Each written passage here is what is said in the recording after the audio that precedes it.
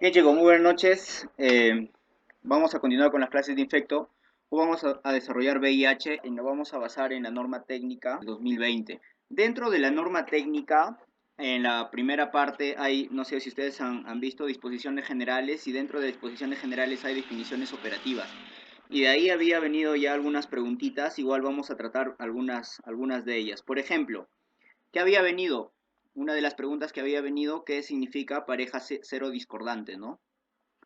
Pareja cero discordante. Y cuando decíamos que era una pareja cero discordante, cuando uno era positivo, uno de los dos era positivo, ya sea el hombre de repente positivo y la mujer negativo, o al revés, pues, ¿no? Mujer positivo y hombre negativo, ¿no? Entonces, esto de acá se le llama pareja cero discordante, ¿ya? Por ejemplo, otra definición, ¿qué significa paciente enrolado, por ejemplo? Paciente enrolado, ¿ya? ¿Qué significa paciente enrolado? Es el paciente que tiene VIH, ya paciente con VIH, y este paciente con VIH recién va a ingresar por primera vez al registro del sistema del MINSA. O sea, que este de acá por primera vez recién ingresa al registro, ya, al registro del MINSA, o del sistema MINSA, ¿no? ¿Ya? Bien. Y que también que va a iniciar targa, ¿no? Inicia terapia antirretroviral, ¿no? Bien. ¿Qué otra definición podemos encontrar? Por ejemplo, fracaso, por ejemplo, fracaso virológico también. ¿Qué significa? Fracaso virológico. Y algunas cositas, sobre todo las que pueden ser preguntables, les he puesto acá. ¿Ya? Fracaso virológico, ¿qué se va a significar?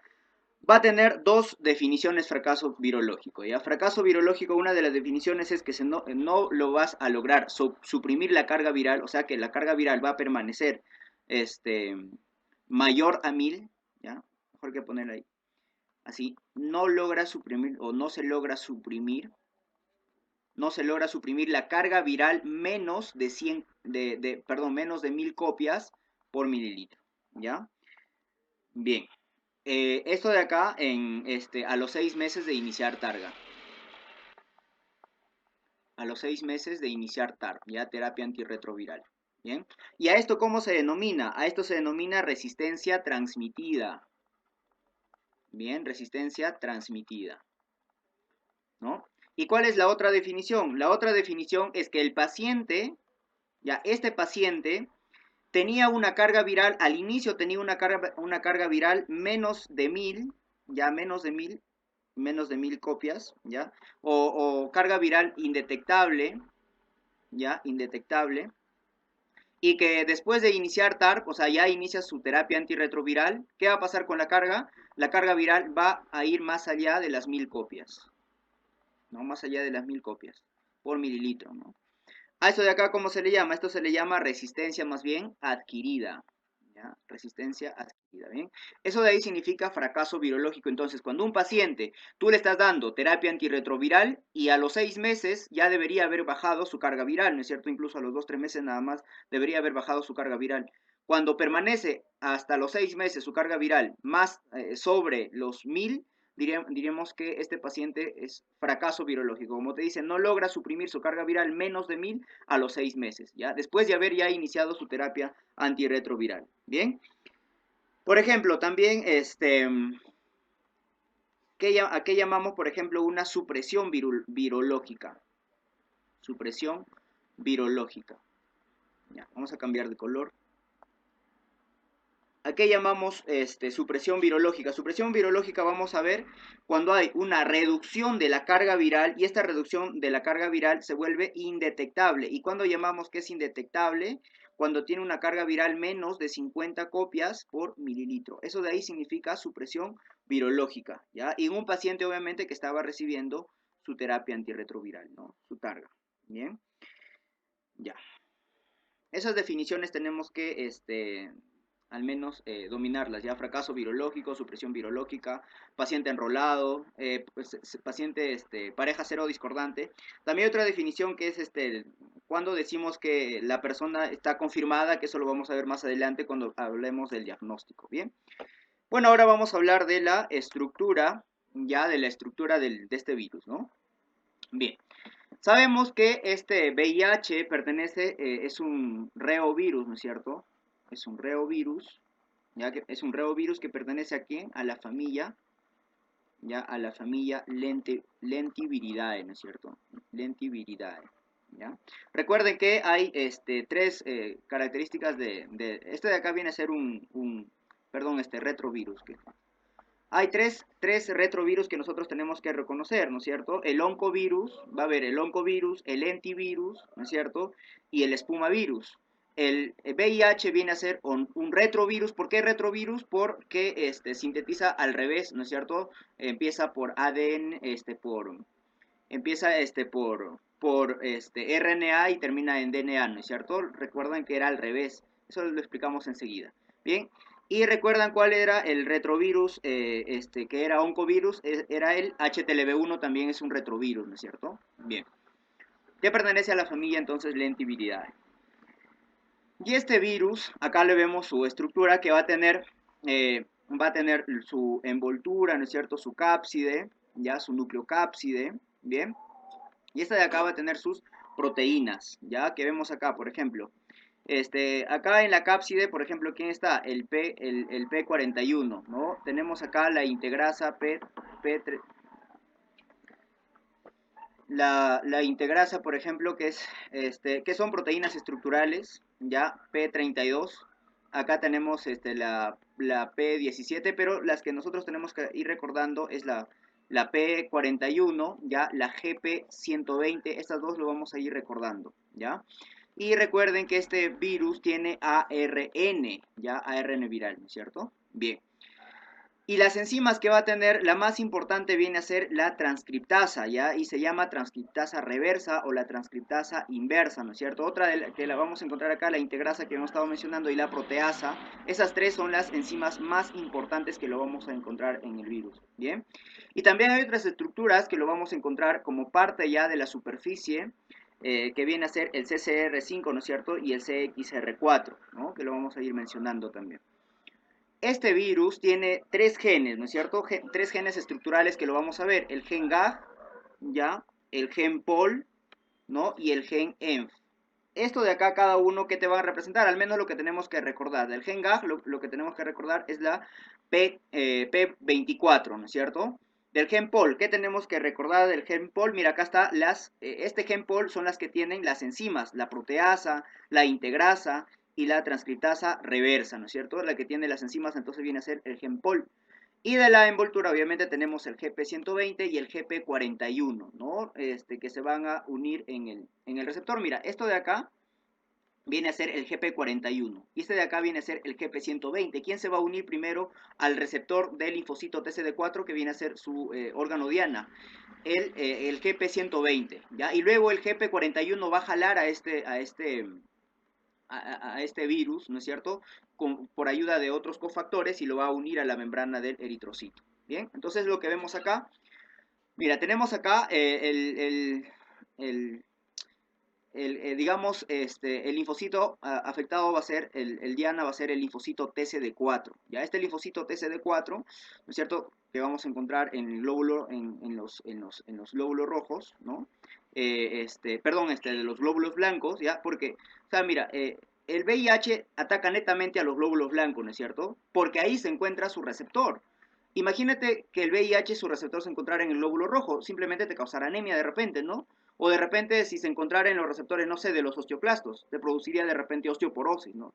Simplemente el VIH se va a este CD4 porque ahí está específicamente su receptor, ¿ya? Y se va a unir por medio de quién? Por medio del GP120 se une por el medio del GP120, muy bien. ¿Y quién va a ser el que va a empezar a retraer? Acá tenemos todo el virus y va a empezar a retraer el GP41. Ayudado, esto de acá viene a ser los cofactores, ¿ya? Esto de acá son los cofactores que lo están ayudando, ¿no es cierto?, a que se fusione este virus, la fusión virus con la célula, ¿bien?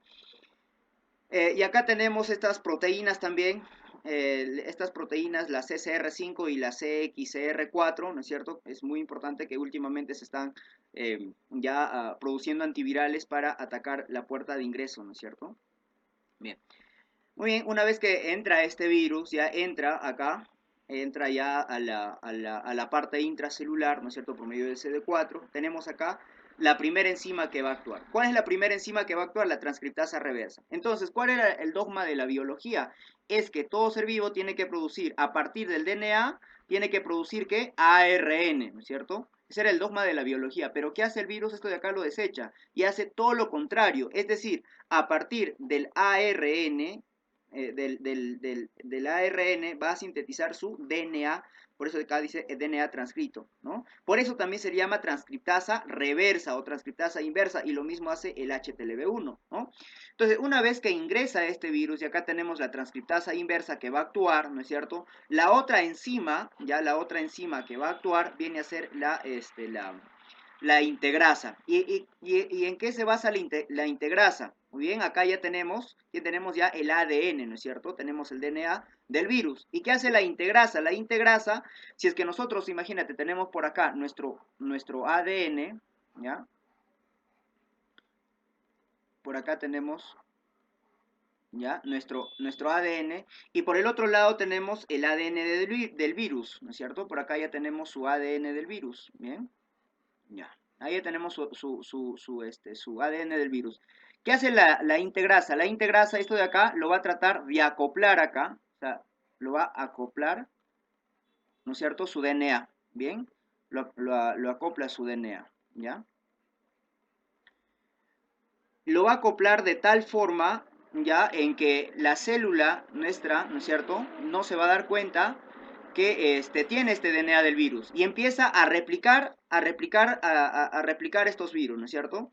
Lo empieza a replicar y a formar nuevas proteínas. ¿Y quién se va a encargar acá? La proteasa, ¿no es cierto? La proteasa ya se encarga del ensamblado. Una vez que tenemos acá ya el virus ensamblado, nuevamente se va a eliminar de esta célula, se produce la liberación para que estas células nuevamente vayan e infecten a otras células, ¿no es cierto? Bien, entonces eso es lo que se va a producir, la replicación del virus. Y esta replicación del virus en las primeras 5 a 7 horas viene a ser una replicación demasiado elevada. Tiene una replicación aproximada de 10 a la 9 a 10 a la 12 de replicación en este periodo de tiempo aproximadamente, ¿no? ¿Sabe que es demasiado elevado, ¿no? Esa es la parte inicial que vamos a ver más adelante, que se asocia con un síndrome, ¿ya? Entonces este es el ciclo replicativo del virus. Mire, esta es la epidemiología que tenemos en nuestro país, ya desde el año 83 al 2020. Si bien es cierto, acá tenemos los pacientes con SIDA y los pacientes con VIH. Al inicio, miren, empezaban a llegar tarde al hospital, es decir, estos pacientes llegaban más bien ya con SIDA, con situaciones avanzadas, pero en los últimos tiempos ha ido creciendo el diagnóstico de estos pacientes, más bien con VIH, los estadios de SIDA más bien han disminuido, ¿no? Bien, y acá tenemos en la parte derecha los casos acumulados según el sexo. Entonces, ¿quién tiene mayor cantidad de VIH? Los hombres, ¿no es cierto? Tienen mayor cantidad de VIH. Y acá te dice 67% de los casos de VIH diagnosticados entre los 20 y 39 años de edad, ¿no es cierto? O sea, acá se encuentra el grueso de la población con VIH. Y esto es un 65% de los casos también con SIDA se encuentran entre 20 a 39 años de edad, ¿no? Entonces, estos pacientes que tal vez empiezan a tener SIDA tan tempranamente es porque acuden tarde al establecimiento de salud, ¿no? Cuando ya empiezan a tener síntomas, o de repente no se están controlando bien, no están tomando bien su medicamento, ¿no? Y por este lado, tenemos cuál es el mecanismo de infección más frecuente de la transmisión del VIH. Y tenemos que es la sexual, ¿no es cierto? Esta es la última estadística. Esta es la prevalencia desde el 83 hasta el 2020. Y tenemos que la sexual es la más frecuente, la parenteral, mira, representa un 0.41, ya hasta el 2016 esto de acá era 0.1, y la vertical tenemos que representa un 1.93, ¿no? Si es que nosotros comparamos el último quinquenio del 2016 al 2020, vamos a ver que prácticamente, no, bueno, va a ver la sexual, ¿no es cierto? Parenteral prácticamente no se ha descrito, ¿no? Tal vez es por la profilaxis que se utiliza inmediatamente después de la posexposición. Y tenemos el parto vertical, aproximadamente un un 0.7%, ¿no? Y parenteral 0,2%, ¿ya? Así que lo más frecuente viene a ser transmisión sexual, ¿no es cierto? Bien, y acá en este gráfico nosotros vamos a encontrar, a esto de acá se le llama la población puente. Entonces, ¿a qué nosotros llamamos la población puente? Estos de acá son los grupos, como te dice acá, son los grupos de elevada prevalencia, ya son los grupos de elevada prevalencia que tienen la enfermedad de transmisión sexual VIH-Sida. Es decir, acá estarán los grupos de, por ejemplo, trabajadores sexuales, ¿no es cierto? Trabajadoras sexuales, los HCS, ¿no es cierto? ¿Qué más? Los pacientes que tienen, de repente, los pacientes drogadictos tienen más propenso, ¿ya? Bien, entonces acá esta es la población de alto riesgo, ¿no? ¿Y cuál es la población puente? La población puente es esta de acá. O sea, es decir, ¿a qué se refiere la población puente? Son las personas bisexuales, jóvenes, trabajadores sexuales, que lo vamos a encontrar acá también. Por ejemplo, los bisexuales, ¿qué quiere decir? Que un paciente, por ejemplo, no se define bien por su inclinación sexual y tiene su pareja este paciente, ¿no? Y este paciente a la vez tiene contacto con los HCS, ¿no es cierto?, con el contacto de riesgo, y a la vez tiene contacto con su pareja, ¿no? Entonces, esta persona, y así como los otros, va a funcionar como una población puente, ¿no? Y acá tenemos ya las mujeres y hombres heterosexuales, ¿no? Esto se le conoce como población puente, de repente, por ahí no puede venir. Y por este lado tenemos los datos acumulados de pacientes con VIH y de pacientes con SIDA, ¿no? Y esta es la clasificación de una epidemia de la OMS. ¿A qué llamamos una epidemia incipiente, concentrada y generalizada? ¿Qué viene a ser los GPTs? Los GPTs, recuerden que es el grupo de alto riesgo, ¿ya? Estos son los grupos de alto riesgo. Es decir, si es que tenemos en nuestro medio grupos de alto riesgo menos del 5% y gestantes menos del 1%, eso de acá significa incipiente. ¿Por qué se toma las gestantes? Porque las gestantes, recuerden ustedes que van a ser son más vulnerables al infectarse. Es decir, tú no puedes tomar a una población, no a una población o sea, una población de grupo etario de repente, porque esos pacientes no saben si es que se protegieron o no se protegieron. Entonces, por eso se toma las gestantes, porque las gestantes obviamente no se han protegido, ¿no es cierto? Por eso se toma las gestantes, es decir, son más vulnerables a infectarse, ¿ya? Bien, y por lo tanto estarán desprotegidas, pues, ¿no? Por eso se toma más bien a las gestantes, y el parámetro se mide en relación a las gestantes. Una población concentrada, una epidemia concentrada será cuando esta población de alto riesgo es mayor del 5% y gestantes menos del 1%. Y generalizada mayor del 5% y mayor del 1%. ¿Dónde se encuentra nuestro país? ¿Dónde se encuentra el Perú? Acá. Es una epidemia concentrada, ¿ya? Una epidemia concentrada donde las gestantes representan menos del 1% de la infección. ¿Bien? Y acá ya vamos a tener el mecanismo el periodo, desde el periodo de la infección, ¿no es cierto? Tenemos una infección primaria.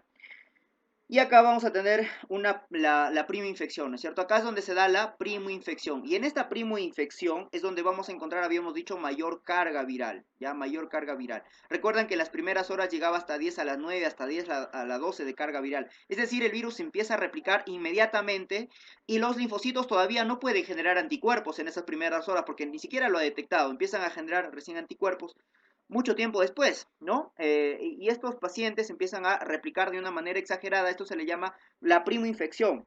Y esta primoinfección ya puede cursar con síntomas respiratorios, como catarro, ¿no es cierto? Parecido a una mononucleosis infecciosa, ¿ya? La primoinfección, ¿no? Entonces se produce la primoinfección y acá tenemos, mira, tenemos la carga viral recontra elevada, ¿no es cierto? ¿Qué pasa con los linfocitos? Bajan también y empiezan a recuperarse nuevamente y de nuevo empieza a bajar la carga viral ya cuando estamos aproximadamente entre las 9 semanas, ¿no? 8 o 9 semanas, ¿bien? Entra un periodo de latencia clínica, ¿ya? Y luego de nuevo empieza a aumentar la carga viral, ¿ya? A veces no se suprime la carga viral y empieza a bajar todos los linfocitos, ¿no? Los linfocitos TCD4, ¿bien? Y al final se puede ir a la muerte o como te dice acá, llegas al SIDA, ¿no es cierto? Tenemos acá entonces la fase aguda, acá tendremos la fase crónica donde estará el paciente en un periodo, en una clínica de latencia, ¿no? Esto de acá se puede desencadenar más allá años, ¿no? Pacientes ancianos que pueden tener, que se pueden desencadenar con SIDA, ¿no? Bien. Y al otro lado tenemos cómo vamos a ir haciendo el diagnóstico de estos pacientes. Lo que se hacía antes, ¿cómo llegábamos al diagnóstico? Ya teníamos un screening, hacíamos un screening, ¿no es cierto?, de ELISA para VIH. Y teníamos que tener 2 ELISAs positivos y un Western blot positivo, ¿no es cierto?, para decir que este paciente estaba infectado, ¿no? Entonces teníamos un ELISA VIH positivo, pedíamos nuevamente un ELISA VIH, si con estas dos pruebas tenía positivo, pedíamos el Western blot, ¿no es cierto? Y si que ya me salía positivo, diagnosticábamos infección por VIH. Bien, por eso que la prueba confirmatoria o gold estándar era el Western blot, ¿no es cierto? Bien. Si es que, bueno, nos preguntan cuál es la prueba confirmatoria, seguiremos marcando Western blot. Vamos a ver más adelante que hay 3 pruebas confirmatorias. Una de ellas viene a ser el Western blot, la otra de ellas viene a ser la carga viral y la otra viene a ser la inmunofluorescencia indirecta, ¿no es cierto? El IFI, ¿bien? Ya. Pero lo que se utiliza actualmente, esto de acá ya no se utiliza, ¿ya? Y que este te da el algoritmo, mira, el up-to-date. Y vamos a ver más adelante también le he puesto el algoritmo de la norma técnica de nuestro país. Bien. Entonces tenemos acá la infección, ¿no es cierto?, por el virus, por el VIH. Este VIH que puede ser tipo 1 y tipo 2. Bueno, me había olvidado de mencionarte, ¿cuál es el más frecuente? El más frecuente es el tipo 1, ¿ya? ¿Y de qué grupo? El grupo M, ¿no es cierto?, de mundial, ¿bien? Tipo 1 es el más frecuente por si acaso. Y eso es lo que tenemos en nuestro país, aún no se ha registrado ninguno del grupo 2, ¿no? Entonces acá tenemos que ver si es que es positivo o si es que es negativo, ¿no es cierto? Bien, si es que es positivo, acá tenemos que pedir los anticuerpos, ya tenemos que pedir anticuerpos. Recuerda, vamos a ver más adelante que a las pruebas de tamizajes, las rápidas, ¿no es cierto? Y las ELISAs que va a haber de primera, segunda generación, ¿no es cierto? Bien, entonces acá vamos a encontrar, mira, si encontramos positivo para el VIH, ya, tipo 1, bueno, tendremos la confirmación del VIH. Recuerda que se pide, acá lo que se va a pedir son anticuerpos y antígenos, es decir, que van a tener, ¿quiénes tienen anticuerpos y antígenos? Son las de ELISA de cuarta generación, ¿ya? Y la que se utiliza actualmente más bien viene a ser las ELISA de cuarta generación. Se utiliza poco las ELISA de tercera generación, ¿no?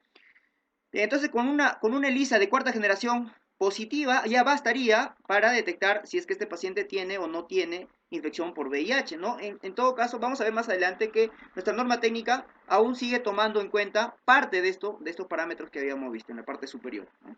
Mira, si acá igual para el tipo 2, ¿no es cierto?, salía positivo, bueno, detectaremos el tipo 2. Acá no es frecuente el tipo 2 en nuestro medio, ¿no es cierto? Si salía para los dos, bueno, hay una coinfección entre ambos, ¿no? Pero el que te salía indeterminado, recién cuando te salía indeterminado, ahí recién pedías carga viral, ¿no es cierto? Dice que la carga viral te salía positivo, bueno, tenías infección, y si te salía negativo, te salía que no tenías infección, pues, ¿no? O sea, en ningún momento acá ya te habla del inmunoblot, ¿no? No te habla del inmunoblot, simplemente te habla de la carga viral, ¿ya? Bien. Entonces, mira, y esto es lo que te da nuestra norma técnica. Nuestra norma técnica te dice, tienes que hacer una prueba de tamizaje, ya haces una prueba de tamizaje, casi lo mismo como te dije, ¿no? Si te sale reactivo esta prueba de tamizaje, tienes que hacer una prueba de tamizaje 2, ¿no? Por eso igual lo desarrollamos esto, porque de repente nos puede venir nuestro examen. Recuerden que las preguntas son recontra desactualizadas, ¿no? Ya, tenemos una prueba de tamizaje positivo. Esa prueba de tamizaje, vamos a ver que puede ser una prueba rápida, puede ser una ELISA, o puede ser una inmunofluorescencia, ¿no es cierto? O una electroquimio luminiscencia, ¿no? Pero generalmente lo que tienen los establecimientos de salud son las pruebas rápidas y las pruebas de ELISA, ¿no? Entonces, esta prueba de ELISA y esta prueba rápidas van a ser utilizados como tamizaje. Y ojo, estos de acá se informan como reactivo o no reactivo, no se informan como positivo o negativo, por si acaso, ¿ya? Se informan como reactivo o no reactivo, ¿bien? Si es que este tamizaje 2 es reactivo, ¿no es cierto? El resultado es reactivo, bien, entonces tengo que reportar como reactivo y se toma la muestra para hacer una carga viral, ¿no es cierto? O sea, se tiene que hacer confirmación de todas maneras. Y acá vamos a tener, si es que ya la primera prueba te salió reactivo y la segunda prueba te salió no reactivo, a esta de acá, ¿cómo se llama? Discordancia, ¿no es cierto? Bien, y en esta discordancia se tiene que volver a repetir o se tiene que hacer una prueba confirmatoria, ¿no? Bien, mira, y acá es donde, esto es lo que te dice nuestra norma técnica. Entonces, ¿cuándo diagnosticamos la infección por el virus, por el VIH? Ya, son 4 definiciones que te da. La primera definición te dice que tenemos que tener 2 pruebas rápidas de detección de anticuerpos, ya, solamente anticuerpos. Y las de anticuerpos, recuerda que es la de tercera generación. Mira, lo vamos a ver acá. Las de tercera generación, ya, las de primera generación, anticuerpo nada más, pero anticuerpo IgG. Las de segunda generación, anticuerpo IgG también. La de tercera generación ya te miden anticuerpos, pero también te mide IgM. Las de cuarta generación te miden anticuerpo y te miden IgM, ¿no es cierto? Bien. Entonces, por eso que acá encontramos detección de anticuerpos, generalmente lo que te mide es la tercera generación, y la de cuarta generación, generalmente lo que te mide es antígeno y anticuerpo. Entonces, tenemos dos pruebas reactivas, ¿ya? De detección de estos anticuerpos de diferentes fabricantes. Eso de ahí me va a dar diagnóstico, ¿no es cierto? Dos pruebas reactivas te dice. Segunda condición, que una de las pruebas rápidas, ya una prueba rápida de detección de anticuerpos, es decir, una prueba de tercera generación, y una prueba de cuarta generación te salgan reactivos, ¿no? También va a ser diagnóstico. Otro es que te va a salir una prueba rápida, ya sea de tercera o cuarta generación, te salió positivo. Recuerda que en esta de acá, mira, ya te salía una ELISA de cuarta generación, te salía ya positivo, ya detectabas y decías esto es diagnóstico por VIH, pero acá, ¿qué hacen? Mira, ya, por cuarta generación o por tercera generación, ¿qué le vas a pedir? ELISA también, ¿no es cierto? ELISA reactivo, igual, le pides otro ELISA, ¿no? ELISA reactivo, ya. Y acá tenemos la prueba rápida, una prueba rápida y tenemos de tercera o cuarta generación, ¿no? Que sea reactivo y una prueba confirmatoria. Cualquiera de estas pruebas confirmatorias de acá, ya sea carga viral, IFI o inmunoblot, que es el Western blot, ¿no es cierto? Y al final te termina diciendo la guía que todos los casos identificados deben contar con pruebas de confirmación. O sea, para hacer el diagnóstico tienes que tener sí o sí una prueba confirmatoria. A eso te llega la conclusión la guía, ¿ya? Bien, casi seguimos como antes, ¿no? Bien. Entonces, mira, esta es la inmunoblot, ¿ya? Esta inmunoblot te puede medir hasta, mira, te puede medir la GP41, la GP120. O sea, ¿qué te dice? Mira, que te mide, detecta de envoltura. ¿Cuáles eran las de envoltura? Las EM, ¿no es cierto? ¿Y cuáles eran las EM? Las GP120 y GP41 te dije que las que tienes que recordar, ¿no es cierto? Las de EM, ¿no? Mientras que las de POL, recuerda qué medían las de POL. Las de POL medían o se encontraban ahí las enzimas, ¿no es cierto? La proteasa, integrasa y la transcriptasa reversa se encontraba en POL. Y en el GAG, ¿quién se encontraba en el GAG? El P24, ¿no es cierto? Bien. Y acá también tenemos las proteínas enzimáticas, ¿no? O sea, cualquiera de estos de acá que tú puedas detectar o que puedas encontrar, como te dice, mayor a 2 bandas proteicas, ya sea, de repente en una banda encontraste GP120 y GP141, bueno, esto de acá es diagnóstico, ¿no? O de repente encontraste GP120 y GAF24, también ya tenías el diagnóstico para la OMS, ¿no es cierto? Bien, ya. Bien, entonces terminamos con esa parte. Y bueno, esto de acá lo vamos a mencionar para hablar de los periodos de ventana, ¿ya? Para hablar de los periodos de ventana, ¿bien?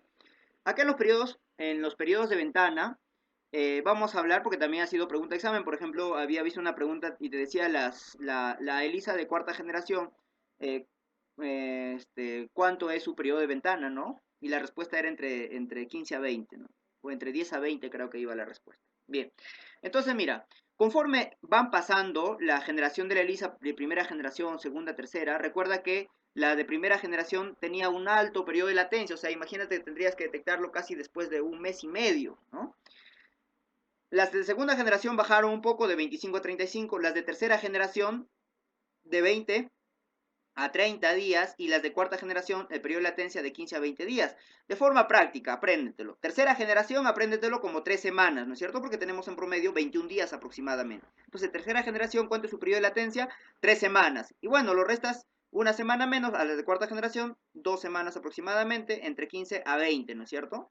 Bien, y eso es lo que vemos acá a este lado también. ¿Qué era lo que encontrábamos en primer lugar? Lo que vamos a encontrar en primer lugar es la carga viral, ¿no es cierto? La carga viral que lo podemos detectar prácticamente en la primera semana. Lo podemos detectar la carga viral, ¿no es cierto? Luego, ¿quién le seguía? El antígeno P24. Antes se pedía el antígeno P24 por sí solo. Actualmente ya no se pide por sí solo el antígeno P24, ¿no? Y las ELISAs de cuarta generación, ¿qué te va a medir? Anticuerpos más antígenos, ¿no es cierto? Y estos de acá, todas estos de acá solo te miden ¿qué? Anticuerpos, tercera generación, segunda, primera generación, ¿no? Bien.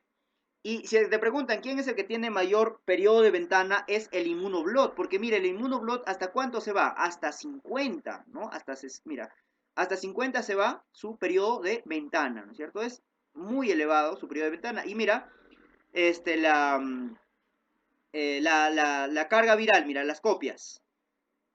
Una semana, ¿no es cierto? 10 a 15 días, menos incluso que una semana, dos diríamos, ¿no? que las de cuarta generación. O sea, lo mejor sería pedir y como hacen ya los americanos, ¿no es cierto? Igual los europeos, lo que hacen ellos, ¿ya? Es utilizar más bien la carga viral, ¿no es cierto? El RNA, ¿ya? Bien.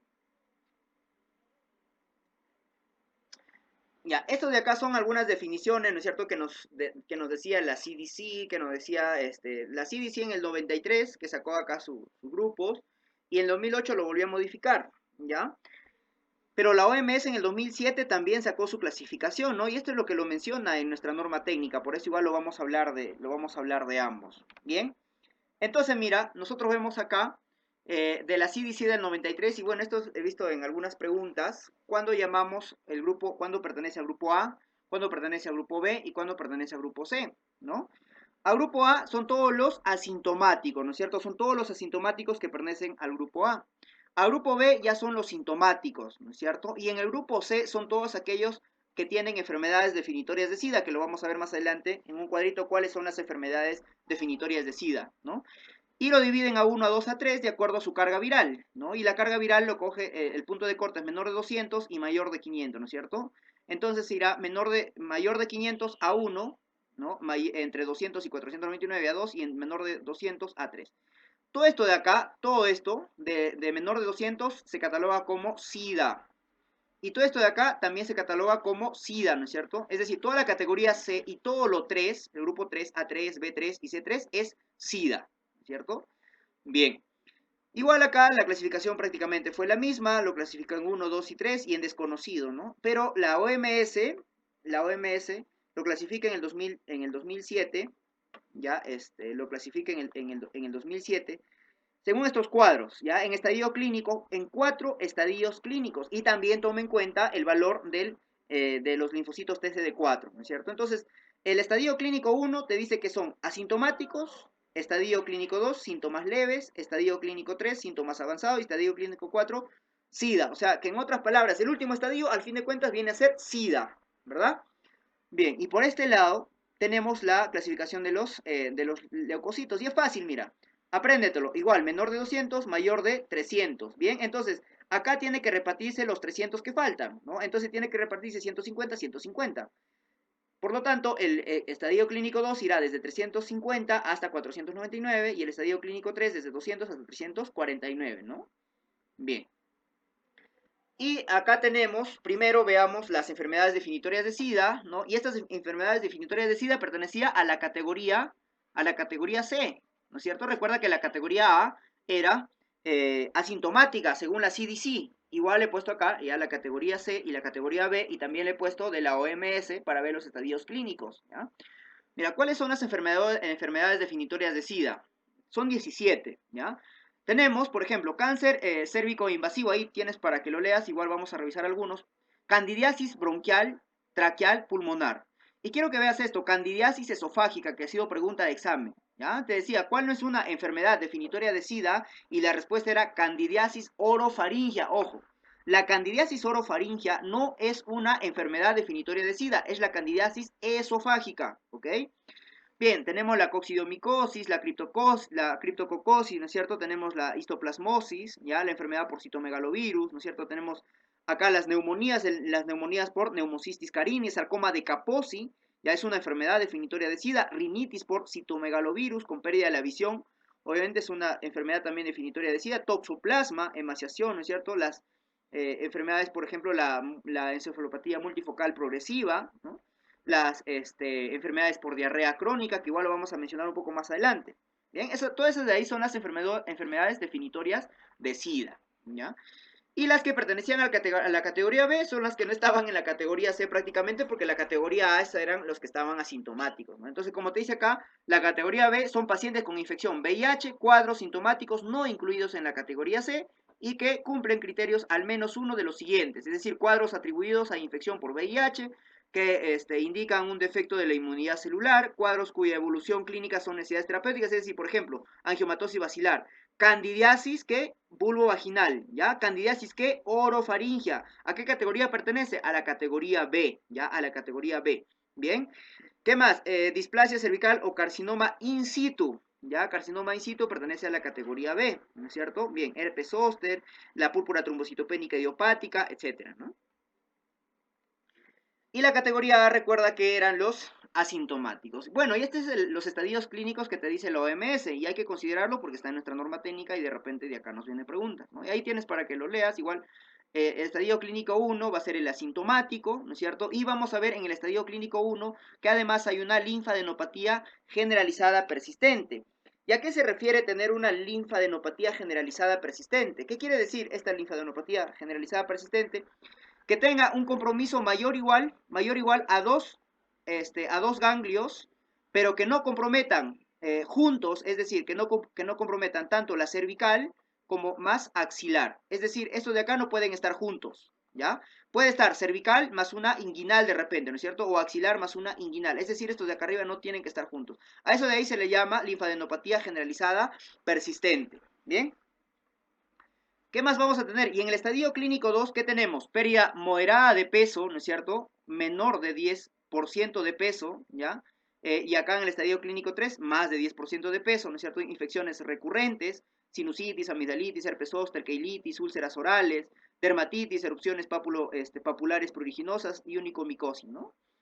En el estadio clínico 3 tenemos, aparte ya más del 10% de la pérdida de peso que vamos a tener en este paciente, vamos a tener diarrea crónica, ¿no?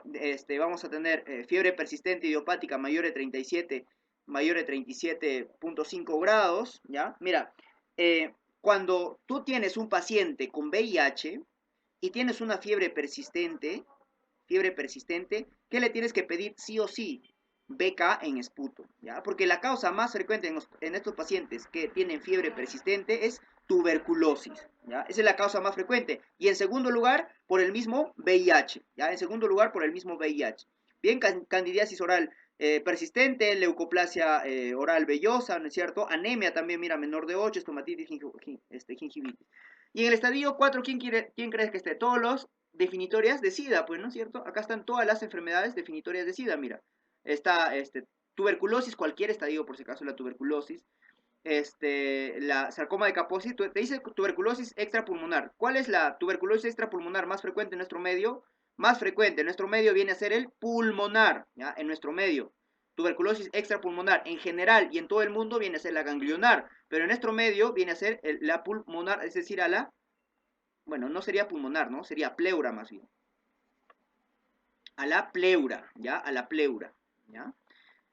Esa es la manifestación extraganglionar más frecuente en nuestro medio, ¿bien? Y ya vemos acá entonces el periodo del agudo de infección. Igual, en este periodo agudo de infección es donde nosotros vamos a encontrar los síntomas que se conocen como los síntomas y signos del síndrome retroviral agudo, ¿ya? Es decir, estos pacientes se asemejan a los pacientes que tienen mononucleosis infecciosa, ¿ya? Los que tienen mononucleosis infecciosa, ¿no? Muy bien, y estos pacientes con mononucleosis infecciosa, ¿con qué van a cursar? Con fiebre, adenomegalia, faringitis, exantema, esplenomegalia, mira, tiene patoesplenomegalia, o sea que se parece a una mononucleosis infecciosa, ¿ya? Bien, lo más frecuente, como vemos acá, la fiebre, adenopatía 74%, faringitis 70%. Entonces, si es que me hablan de estos pacientes que tienen, tengo que pensar en un paciente que tiene fiebre, adenopatía, ¿no es cierto? Faringitis, además, tú tienes que sospechar en un paciente joven que te llega, ya, puedes sospechar en una mononucleosis, pero no estaría mal pensar también en un síndrome retroviral agudo, ¿no? Y este síndrome retroviral agudo, específicamente, ¿dónde se va a producir? Acá, en el momento agudo de la infección, ¿ya? Bien. Y acá donde tenemos las diferencias con el síndrome retroviral agudo y la mononucleosis infecciosa, ¿no? ¿Cómo es el comienzo en el síndrome retroviral agudo? Agudo, ¿no? Insidioso, mientras que la mononucleosis infecciosa. ¿Qué más? El síndrome retroviral agudo es el que tú le miras a las amígdalas, ¿cómo van a estar? ¿Tendrán exudado? No, no van a tener exudado. Mientras que la mononucleosis infecciosa se caracteriza por tener exudado, ¿no? Las úlceras mucocutáneas, ¿quién tendrá úlceras mucocutáneas? El síndrome retroviral agudo, ¿no? Exantema, el síndrome retroviral agudo. Ictericia tendrá la mononucleosis infecciosa. Diarrea, más bien, ¿quién tendrá? El síndrome retroviral agudo, ¿ok? Bien, pero lo más importante que nos podemos fijar tal vez es en la amigdalitis que no presenta exudado en el síndrome retroviral agudo, ¿no es cierto? Y tampoco, y el curso, pues el curso es bien agudo el comienzo.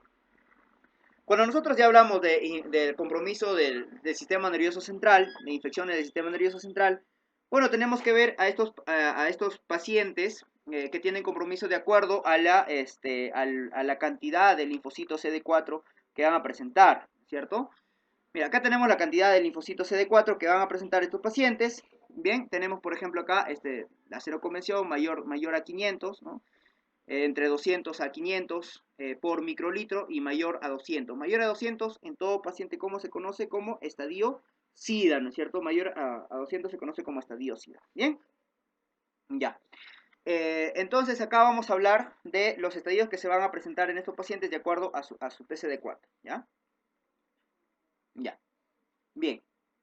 Entonces, mira, vamos a ver cuando se presenta, por ejemplo, con TCD4, con TCD4, por ejemplo, menos de 50, ¿no? Menos de 50, por ejemplo, ¿quiénes estarán? Los que empiezan con L, ¿no? ¿Recuerdan quiénes empezaban con L? La leucomalacia multifocal progresiva, ¿no es cierto? Bien.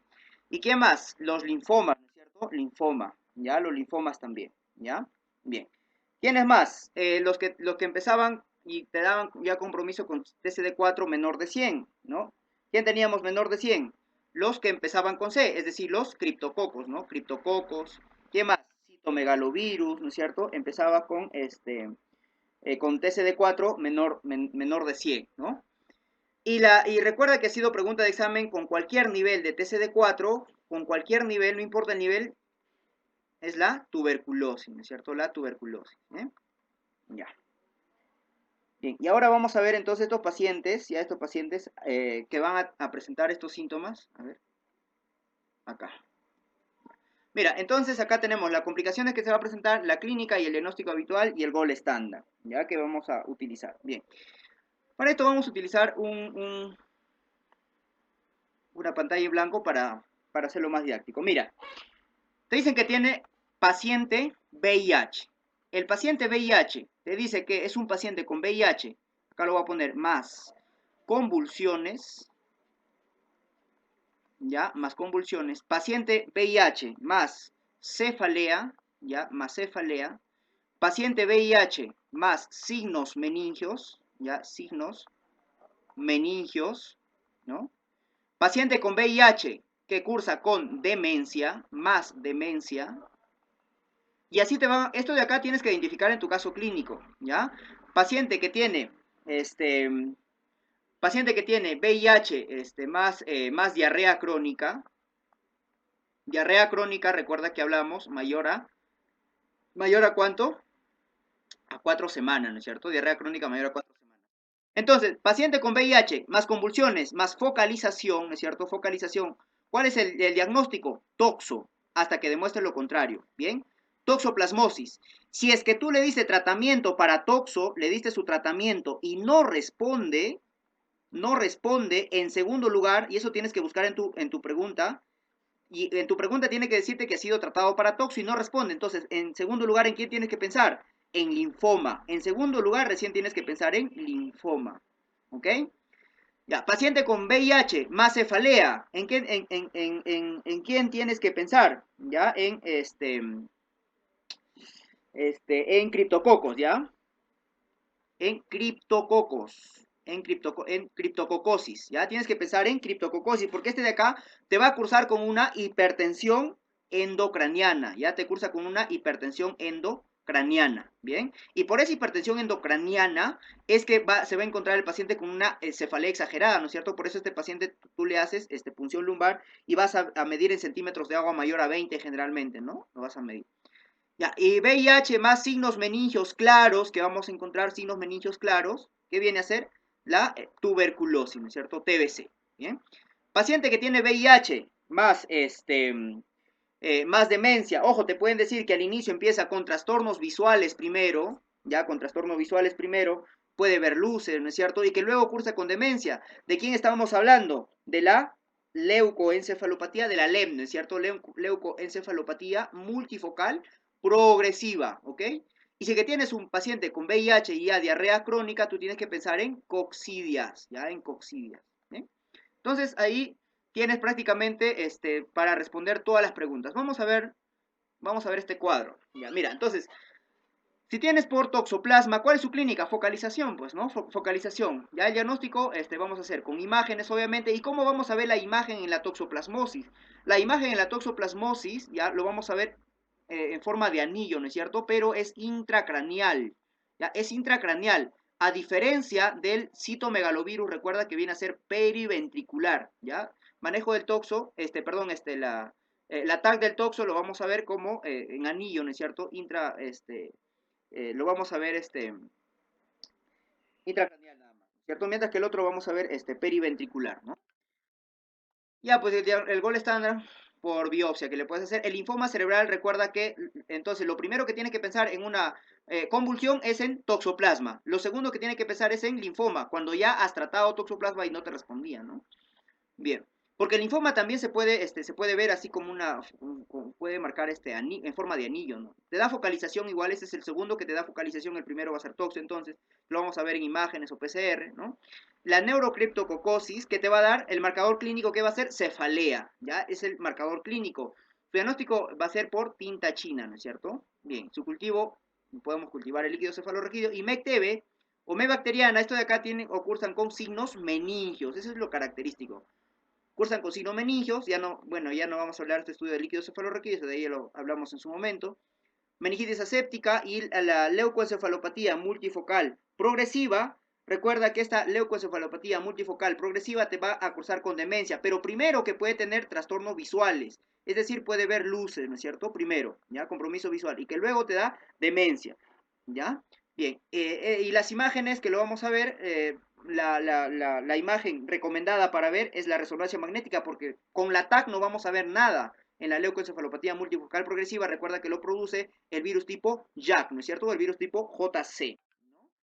Bien, y tenemos acá el complejo demencia-sida también y la neurosífilis, ya también es variable, ¿no? El complejo demencia-sida que también te puede dar demencia, ¿no? Pero en primer lugar, lo que tienes que pensar en demencia es la leucoencefalopatía multifocal progresiva, ¿no? Bien. Y por este lado vamos a tener ya el toxo, bueno, que ya hablamos un poco, y acá tenemos el manejo del toxoplasma. ¿Cuál es el manejo del toxoplasma? Mira, ¿qué vamos a dar? Vamos a dar pirimetamida más que sulfadiacina. ¿Ya? Es el manejo de elección, pirimetamida más sulfadiacina, y al final que le vamos a agregar ácido folínico. ¿Ya? Ácido folínico le vamos a agregar al final. Bien, ese viene a ser su manejo. ¿Podemos dar tratamiento profiláctico? Sí. ¿Cuándo le damos tratamiento profiláctico? Ya, trimetoprim sulfamethoxazol, una tableta, ¿no es cierto?, cada 24 horas.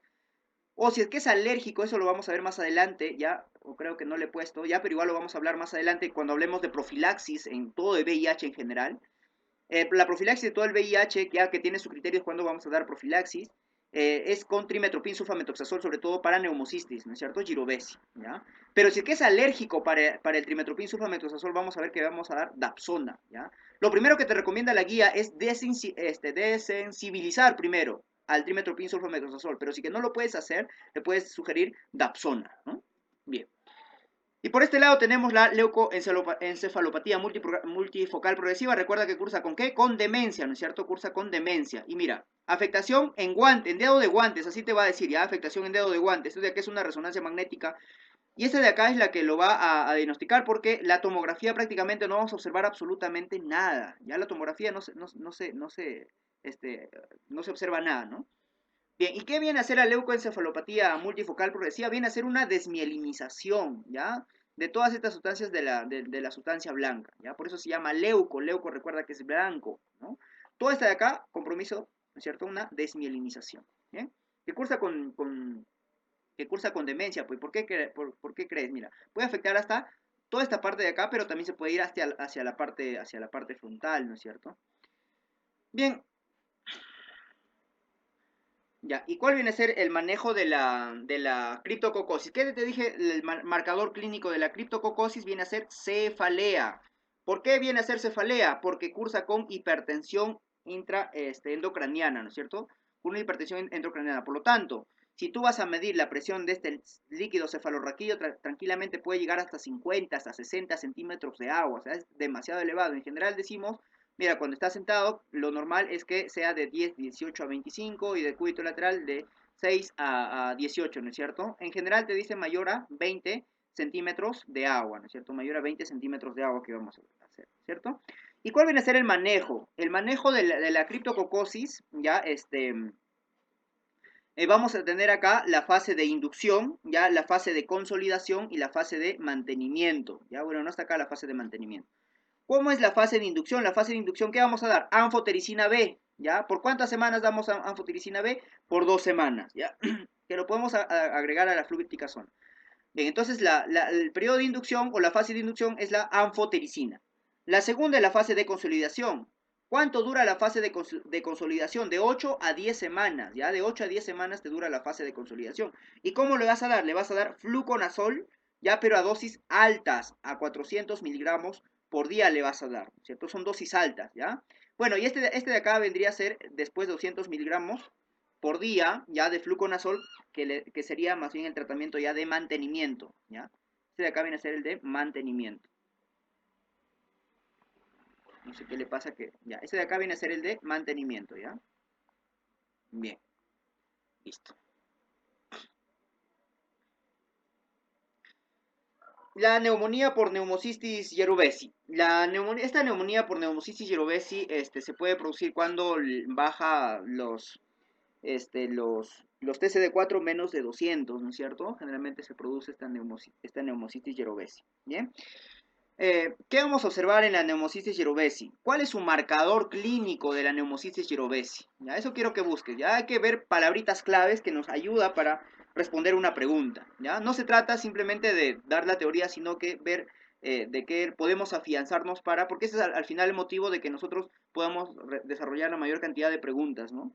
¿Cuál es el marcador clínico de la neumocitis yerubesi? Es la disnea. ¿Ya? Ese es su marcador clínico, la disnea. Y es una disnea subaguda, ¿ya? De forma progresiva, que va a cruzar entre 1 a 2 semanas más o menos, ¿no? Bien. ¿Y qué tenemos en el laboratorio? En el laboratorio vamos a encontrar lactato deshidrogenasa elevada, ¿no? Entonces, este de acá casi siempre se va a encontrar un lactato deshidrogenasa elevada. ¿Cómo va a estar su gradiente alveolo arterial? Su gradiente alveolo arterial va a estar elevado, pues, ¿no? Recuerda cuánto es el gradiente alveolo arterial normal, hasta 20, ¿no? Su gradiente alveolo arterial normal. Incluso, mira, cuando ya tiene un gradiente alveolo arterial más allá de 30, se considera que es un criterio de severidad, ¿ya? Llamamos una neumocitosis, un PCP se conocía antes, ¿no es cierto?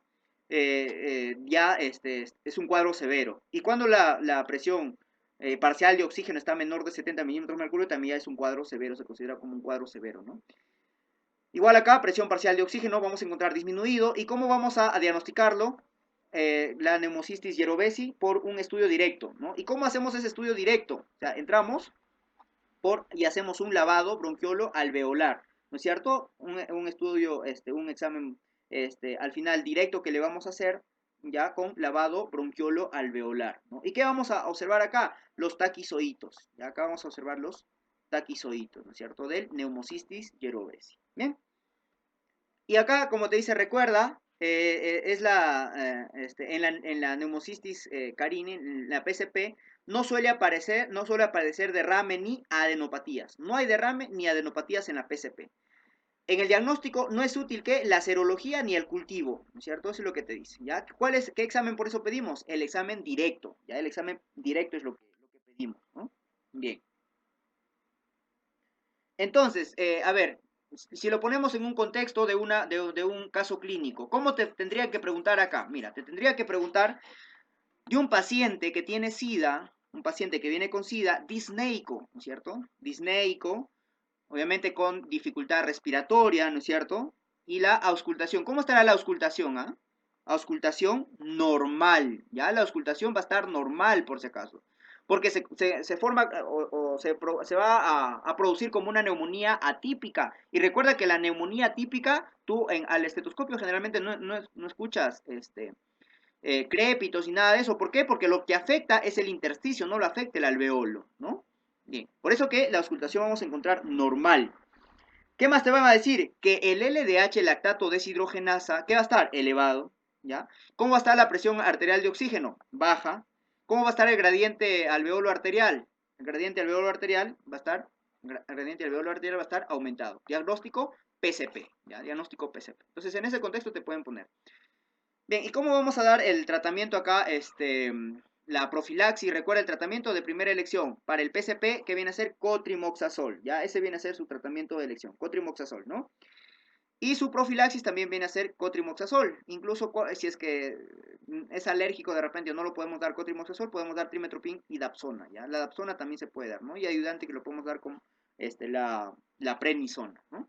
Bien, ya a este lado vemos las principales recomendaciones para la profilaxis en infecciones por VIH, es decir, cuando damos profilaxis, mira, por ejemplo, estreptococo, valores de linfocitos te dice acá, y acá están los grados, ¿no es cierto? ¿Y dónde está neumocistis carinea? Acá está neumocistis carinea cuando damos menor de 200, ¿no es cierto? Ya, estreptococo pneumoniae mayor de 200, toxoplasma menos de 100, ¿no es cierto? Micoplasma avium menos de 50, etcétera. Ya ahí tienes para que lo revises. Ahora, vamos a ver la neumonía por neumococo. ¿Cómo es la neumonía por neumococo? Si a ti te preguntan cuál es el germen más frecuente, ya, VIH, ¿no es cierto? Asociado a VIH. Ya, ¿cuál es la etiología más frecuente de neumonía en un paciente con VIH? El neumococo. ¿Ya? El neumococo viene a ser la principal causa de neumonía adquirida en la comunidad en estos pacientes que tienen VIH. ¿Bien? Pero ¿cuál es la característica? Es que esta neumonía, ya por neumococo, se asocia al 100% de ¿qué? De bacteriemia, ¿ya? De bacteriemia y asociado ¿qué? A un cuadro grave, ¿ya? Un cuadro grave, ¿no? Bien. Y recuerda que acá la profilaxis lo vamos a dar vacuna, la profilaxis para neumococo, ¿cuánto habíamos dicho? Cuando está más allá de los 200. Ya la profilaxis lo damos cuando CD4 está más allá de los 200, ¿no? Bien, ¿ya? Y hablemos ahora de sarcoma de Kaposi, ¿ya? Recuerda que el sarcoma de Kaposi es una neoplasia de vaso sanguíneo, ¿no es cierto? Este sarcoma de Kaposi es una neoplasia de vaso sanguíneo, por eso vamos a ver que estos van a sangrar, ¿no es cierto? Estos de acá sangran, ¿no? Y recuerda que virus herpes humano lo produce el virus herpes humano número 8, ¿no es cierto? Bien. Este generalmente es típico de la patología de los HCH, ya es típico de estos pacientes generalmente. ¿Y qué va a afectar? Este sarcoma de Kaposi generalmente puede afectar al estómago, ya puede afectar al estómago, puede afectar al hígado, ¿no es cierto? A las mucosas, puede afectar al hígado, las mucosas, al vaso, ya puede afectar al vaso también, ¿no es cierto? ¿Ya? Bien, este sarcoma, incluso hasta el esófago también puede afectar. ¿Y cómo vamos a ver que este sarcoma de Kaposi se va a controlar? Dime, ¿el sarcoma de Kaposi se cura o no se cura? A ver, respóndame, ¿se cura o no se cura el sarcoma de Kaposi? Uh-huh. El sarcoma de Kaposi sí se cura, ¿ya? El sarcoma de Kaposi se cura. Simplemente, o sea, este de acá sí tiene cura, pues. ¿Y cuál es su cura? Darle targa. Ya la terapia antirretroviral. Y con eso se va a curar. Con quimioterapia y con targa se cura a estos pacientes que tienen sarcoma de Kaposi, ¿no es cierto? ¿Y cuál es la característica de estos pacientes con sarcoma de Kaposi? Te van a decir de repente que está asociado, por ejemplo, cuando hay afectación pulmonar. Cuando hay afectación pulmonar. ¿Qué te dije que era una patología de qué? Una patología o una neoplasia, ya anótalo si quieres, una neoplasia de qué? De vasos sanguíneos, ¿no? De vasos sanguíneos. Por lo tanto, si este sarcoma de Kaposi te produce un derrame a nivel pulmonar, ¿cómo crees que va a ser ese derrame? Ese derrame, cuando tú lo pulsas, ¿cómo va a ser? Va a ser sanguinolento, ¿ok? Va a ser sanguinolento. ¿Bien? Listo. Ya, la TB, ¿cómo es la TB en el paciente con VIH? Ya, recuerda que esta TB con VIH, si cuando se asocia ya a VIH, generalmente la TB viene a ser diseminada, ya diseminada, es decir, va a ir al ojo, va a ir al hígado, ¿no es cierto? Te va a producir, recuerda que te produce, la tuberculosis es causa de fiebre, ¿no es cierto?, persistente en pacientes con VIH, ¿no? Te produce, te produce problemas ciliares, ¿qué más te va a producir? Te produce pericarditis crónica. ¿Quién te produce pericarditis crónica? La tuberculosis, pregunta de examen. La tuberculosis te produce pericarditis crónica, por si acaso. ¿Quién te produce pericarditis viral?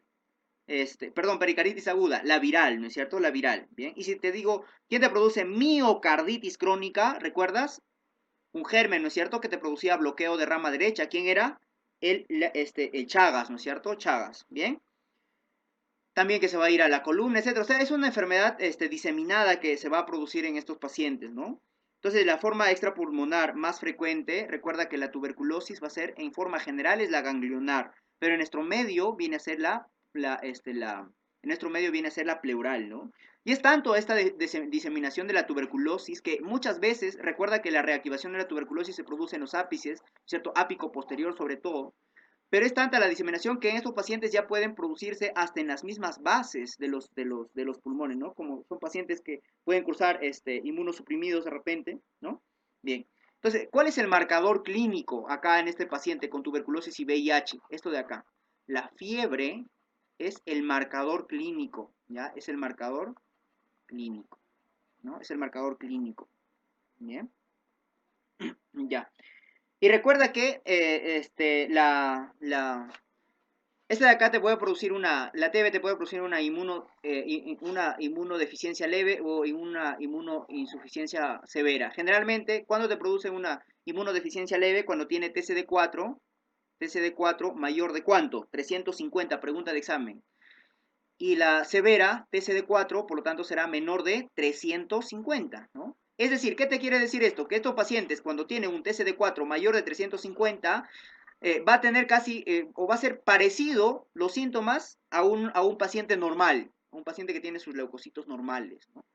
Que te puede generar, por eso que estos pacientes, como tienen inmunodeficiencia leve, ya casi funcionan como un inmunocompetente. Y los inmunocompetentes son los que hacen cavitación, porque responden, ¿no? Infiltración de lóbulos superiores sobre todo, ¿no? Mira, y mientras que como estos ya tienen una depresión severa, no la cavitación es muy rara, no genera mucha cavitación estos pacientes, ¿ya?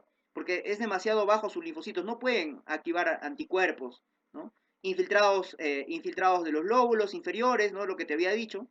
Infiltrados bilaterales, ya, infiltrados unilaterales generalmente, derrame pleural, acá te produce derrame pleural ya poco frecuente, como te digo, casi no responden por sus linfocitos. Linfadenopatía intratorácica no es poco frecuente, acá vamos a encontrar linfadenopatía intratorácica, acá más viene a ser extra, ya, es decir, diseminada, perdón, a este lado, ¿no? A este lado, viene a ser más, una enfermedad diseminada, ¿ya? La fibrosis pulmonar, pérdida de volumen y acá un infiltrado intersticial difuso, consolidación. Acá todavía, como responde, te puede generar este tipo de consolidaciones, ¿no? Bien. Y acá, como este paciente, su TCD4 está demasiado bajo, casi ni responde ya, pues, ¿no? O sea, ¿qué te va a generar, no? Bien. Y lo que observamos acá, por ejemplo, en estos pacientes, lo que va a cursar, que ha sido también pregunta de examen, ¿cómo? Se conoce como la escrófula, ¿no?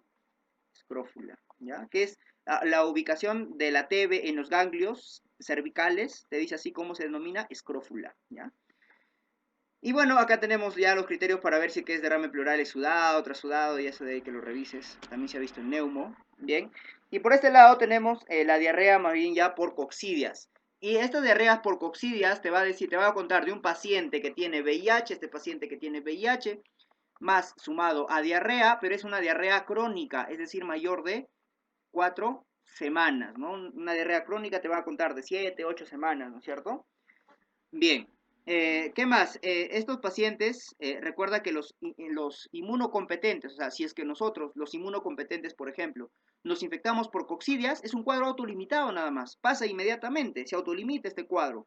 Pero es muy diferente en estos pacientes, ¿no? Que tienen un CD4 disminuido, ¿ya? Entonces, ¿pero qué tipo de diarrea es? Es una diarrea no disentérica, ¿ya? Es una diarrea no disentérica, ¿bien? Y de esto de acá, ¿cuál es el más frecuente? Si es que nos van a preguntar por alguien de estas cocidias, el más frecuente es el Cryptosporidium parum, ya es el más frecuente que vamos a encontrar, que te va a producir diarrea por coccidias, ¿bien? Ya, ¿y cómo hacemos el diagnóstico? El diagnóstico lo vamos a hacer con un Sil-Nielsen modificado, o también denominado en tinción King-Young, ¿no es cierto? Bien, es el medio que vamos a encontrar en estos pacientes, y vamos a encontrar acá los quistes, ¿no? Acá vamos a encontrar los quistes, ¿ya? Entonces, si te dicen así, mira, si te dicen que es un paciente que tiene una diarrea crónica, ¿no es cierto? En primer lugar, ¿qué tenías que descartar? Diarrea por coccidias, ¿ya? En primer lugar, entonces, coccidias. En segundo lugar, ¿qué tienes que descartar? Linfoma, ¿ya? Linfoma, ¿no es cierto? ¿Pero qué tipo de linfoma? Pues intestinal, ¿no? Linfoma intestinal, ¿ya? Bien, y en tercer lugar, ¿qué tienes que descartar? Tuberculosis intestinal, ¿ya? En ese orden, por favor, ¿bien? Primero, coccidia, segundo, linfoma intestinal y tercero, tuberculosis intestinal que vamos a encontrar. Ok, ¿y este paciente también te puede generar retinitis o no? Claro, te puede generar retinitis, ¿ya? Y te genera por citomegalovirus con TCD4, ¿cuánto habíamos dicho? Con TCD4 menor de 100, ¿no es cierto? Con TCD4 menor de 100. Ya, ¿y qué te puede causar este citomegalovirus? Recuerda que el citomegalovirus, aparte de causarte retinitis, te puede generar esofagitis, úlceras, ¿no es cierto? Bien. Esta retinitis generalmente se produce más por una reactivación, por la inmunosupresión, ¿no? Bien. ¿Cuál es la forma de presentación entonces, la forma de presentación más frecuente de este paciente por citomegalovirus, que puede ser pregunta de examen, la forma de presentación más frecuente viene a ser la retinitis, ya, la retinitis. ¿Y cómo hacemos el diagnóstico? Ah? ¿Cómo hacemos el diagnóstico? Pediremos anticuerpos, pediremos serología para citomegalovirus, pediremos IgG, IgM. No, el diagnóstico definitivo viene a ser por fondo de ojo, ¿ya? Es decir, ¿quién lo va a dar el diagnóstico definitivo? Un oftalmólogo, ¿ya? Bien. Entonces, cualquier compromiso ocular en un paciente VIH, lo primero que tenemos que pensar en qué es en retinitis, ¿ya? En retinitis, por si acaso, ¿bien? Y acá tenemos, pues, el manejo que vamos a utilizar para el citomegalovirus, ¿no? Recuerda que el manejo de elección viene a ser ganciclovir. Pero este ganciclovir te puede producir aplasia medular, ¿recuerdas? Te puede producir una pancitopenia, ¿no? Entonces, como si es que a este paciente no le puedes dar ganciclovir, ¿qué tendrías que darle como terapia alternativa? Foscarnet, ¿no? Es el siguiente tratamiento que vas a dar. Como te dice acá, el ganciclovir, ¿qué te produce? Toxicidad, toxicidad hematológica, ¿no? El Foscarnet, en cambio, te produce nefrotoxicidad, infusiones, pero en infusiones prolongadas diarias, ¿no? Bien. El vanciclovir, este de acá es el único por vía oral que le puedes dar. Este es un profármaco, el vanciclovir. Es el profármaco del ganciclovir, ¿ya? Y también te va a producir, obviamente, toxicidad hematológica, pues, ¿no? Y ahora pasamos ya a los antirretrovirales. Pasamos al tratamiento, ya, de este virus. Bien. Y en este tratamiento vamos a ver, entonces, ¿dónde tenemos que actuar? Tenemos que actuar en las enzimas, es decir, tenemos que actuar en la integrasa acá, en la transcriptasa reversa, en la integrasa, son inhibidores de la integrasa, inhibidores de la transcriptasa reversa y además inhibidores de la proteasa. Ahí tenemos que actuar, bloquear esas enzimas, ¿no? ¿Y dónde más podemos actuar? Acá, en esta puerta de entrada, en el CCR5 o en el CXCR4, ahí podemos entrar, ¿no? ¿Cierto? Sobre todo, cuando hablamos del CCR5 sobre todo, ¿no es cierto? Del Maraviroc, ¿no es cierto? Acá, del CCR5 sobre todo, ¿quién lo va a bloquear? Es el Maraviroc. Bien, entonces acá tenemos, mira, los inhibidores de la transcriptasa reversa o de la transcriptasa inversa, ¿no? Análogos nucleósidos. Bien, también han preguntado, por ejemplo, a qué grupo pertenecen. Es decir, nos preguntan, por ejemplo, de los siguientes fármacos, ¿cuál no pertenece a los inhibidores de la transcriptasa reversa? Entonces, una de las cosas que nosotros tenemos que aprenderlo, al menos, es de las transcriptasa reversa. Pero acá hay fármacos que ya no se usan. ¿Qué fármacos vamos a aprenderlo? Vamos a aprenderlo la sidobudina, ¿ya? ¿Dónde está sidobudina? AZT, ¿dónde está? Ya, acá sidobudina, o también se puede ser AZT por si acaso, otra abreviatura. Sidobudina, la lamivudina también, lo podemos aprender. El tenofovir que se sigue dando, ¿no es cierto? El tenofovir, bien, tenofovir, lamivudina, el abacavir también, que también se sigue dando. Al menos eso de ahí tenemos que aprenderlo, ¿ya? Ya no se utiliza tanto los otros. El del abacavir, sobre todo, ya no se utiliza. Pero lo que tenemos que aprender lo del abacavir es sus reacciones adversas. Entonces acá vamos anotando algunas de sus reacciones adversas. Por ejemplo, el abacavir, ¿ya? Este abacavir. ¿Qué te produce el abacavir? El abacavir primero te puede producir un rash cutáneo. Pero ¿en qué pacientes te produce rash cutáneo? ¿Ya? ¿En qué pacientes te va a producir un rash cutáneo? En pacientes que expresan el HLA B5701. ¿Ya? A los que expresan el HLA, el HLA, el HLA-B, ¿ya? El HLA-B 5701 o 5701, ¿no? Te producen al inicio un rash cutáneo y que luego te pueden desencadenar hasta un Steven Johnson, ¿ya? Hasta un Steven Johnson. Por eso no se recomienda el abacavir, ¿no? Bien. Por ejemplo, la didanosina. ¿Por qué se recordará siempre la didanosina? Didanosina, y que nos siguen preguntando a veces, la didanosina. ¿Por qué esta didanosina, qué te produce? Pancreatitis, ¿ya? Su principal efecto adverso, pancreatitis, ¿no es cierto? Pancreatitis, ¿bien? ¿Qué más? La lamivudina, esta lamivudina, ¿qué te genera la lamivudina? La lamivudina, generalmente, esta lamivudina es la que más se tolera, ¿ya? Esta lamivudina es la que menos efectos adversos tiene, la que tiene menos RAMs, la que se tolera más es la lamivudina, ¿ya? Bien, por ejemplo, la estabudina, esta de acá, la estabudina es la que te genera lipodistrofia, ¿ya? Estabudina te genera lipodistrofia, lipodistrofia. Bueno, me he equivocado de colocarle la imagen, ¿ya? Este viene a ser la lipodistrofia. Acumulación, ¿no es cierto?, de tejido celular subcutáneo, ¿no es cierto? Mira, esta acumulación de tejido celular subcutáneo y generalmente, ¿de qué partes van a ir?, ¿no es cierto? ¿De qué partes van a ir? Mira, de la cara, de los pómulos, ¿no es cierto? ¿Y hacia dónde van? Se acumulan generalmente en estas partes, ¿no? Bien, esa de ahí viene a ser la lipodistrofia, ¿ya? Viene a ser la lipodistrofia entonces, ¿bien? ¿Quién lo produce entonces la lipodistrofia? La estabudina, ¿ya? ¿Cómo me acuerdo yo? Esta lipodistrofia, ya me acuerdo así. Esta lipodistrofia, ¿quién te ocasiona? La estabudina, pues, ¿no? Ya. Bien. ¿Qué más tenemos acá? La acidobudina, por ejemplo. La acidobudina, ¿qué te produce la acidobudina? El tenofovir, por si acaso, ¿ya? Que está acá también, el tenofovir. Tenofovir, por si acaso, te produce insuficiencia renal, ¿ya? La acidobudina, que también ha sido pregunta de examen, te produce una anemia, pero ¿qué tipo de anemia? Acá hay que recalcar, ¿ya? Una anemia macrocítica, ¿ya? Una anemia macrocítica te produce la sidobudina. Porque te pueden contar un caso clínico de un paciente que está tomando sidobudina, pero en la pregunta te dicen que es una anemia microcítica. Entonces, como que te están diciendo para que tú marques sidobudina, pero la sidobudina te produce una anemia macrocítica más bien, ¿ya? Una anemia macrocítica, ¿bien? Eso de acá son los no nucleócidos, y estos no nucleócidos necesariamente tenemos que aprender al menos estos dos, el efavirenz y la nevirapina, ¿ya? El efavirenz y la nevirapina, ¿qué utilizamos con mayor frecuencia? El efavirenz de estos dos, ¿ya? Este efavirenz es el que te produce trastornos psiquiátricos, ¿ya? Te produce como reacción adversa, ¿no? RAMS, trastornos psiquiátricos. Por eso en pacientes que tienen antecedentes de epilepsia, de convulsiones, tú no puedes utilizar efavirenz, ¿ya?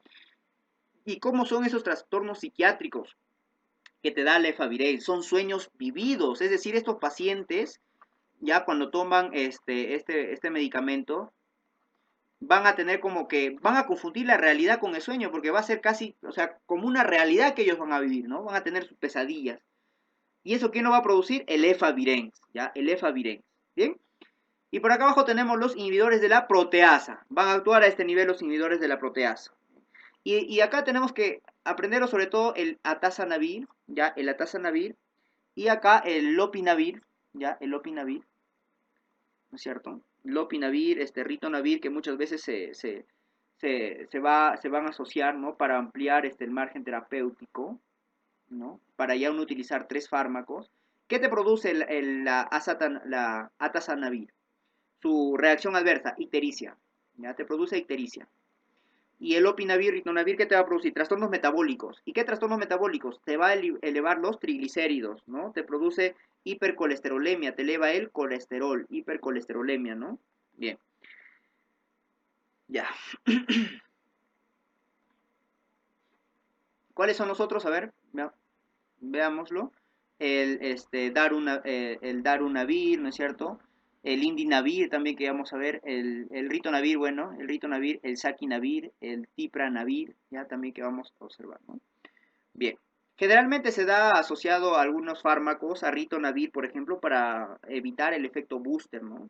¿Y qué viene a ser el efecto booster? Es que los inhibidores de la proteasa pueden hacer, pueden incrementar su potencia sin necesidad de intercambiar los efectos colaterales y que se pueden asociar hasta o sea, a ver, que los inhibidores de la proteasa pueden incrementar su potencia, es decir, esto de acá, pueden incrementar su potencia. Si tú das, por ejemplo, atazanavir, incrementan su potencia cuando tú darías ritonavir, ¿no es cierto? A eso se refiere, ¿no? Y sin necesidad de incrementar sus efectos colaterales, porque si no tendrías que dar 3 fármacos, pues no, como te digo. Entonces para eso te sirve el ritonavir, para evitar el efecto booster, ¿no? Bien. Y acá veamos los otros inhibidores de entrada. ¿Cuáles son los inhibidores de entrada? El T20, que lo vamos a ver, que viene a ser la efurbitida, ¿no es cierto? Inhibe a este nivel. ¿Qué era este nivel? El GP41, ¿no?